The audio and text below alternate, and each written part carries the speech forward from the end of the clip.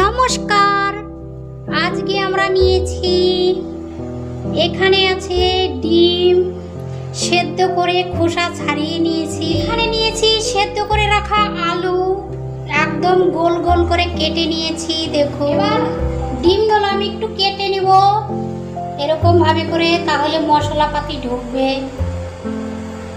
এখানে কড়াইটা গরম হয়ে গিয়েছে, সর্ষের তেলে রান্না করব। প্রথমে সর্ষের তেলটা দিয়ে দিচ্ছি, লবণ, হলুদ, এখানে আছে ডিম, এখানে নিয়েছি পেঁয়াজ আর টমেটো নিয়েছি। এবার কেটে নেব। প্রথমে পেঁয়াজটা কেটে নিচ্ছি। দেখুন, পেঁয়াজটা কেটে নিয়েছি। এখানে আছে টমেটো, এটা কেটে নেব। এখন একটু মোটা মোটা করে কেটে নেব, এইভাবে লম্বা করে। দেখুন, কেটে নিয়েছি। এখানে দেখুন, ডিমটা আমি ভেজে নিয়েছি লাল করে।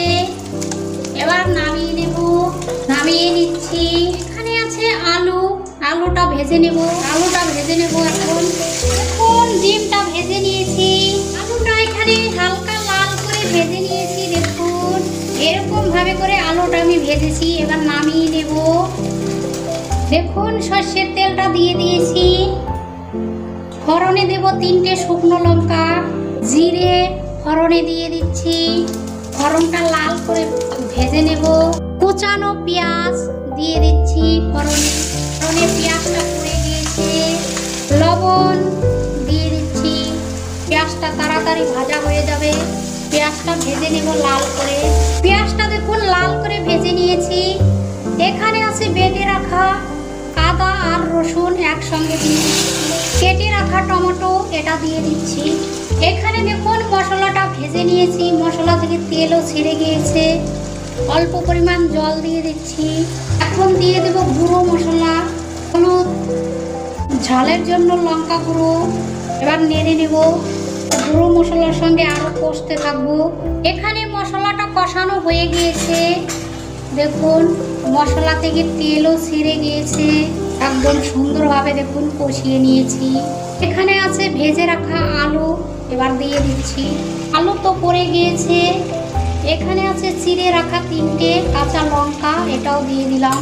কাঁচা লঙ্কার একটা খুশবু আছে। এবার নেড়ে নেব। দেখুন, আলুর সঙ্গে মশলার সঙ্গে সুন্দরভাবে দেখুন কষিয়ে নিয়েছি। আলুগুলো কষানোটা হয়ে গিয়েছে।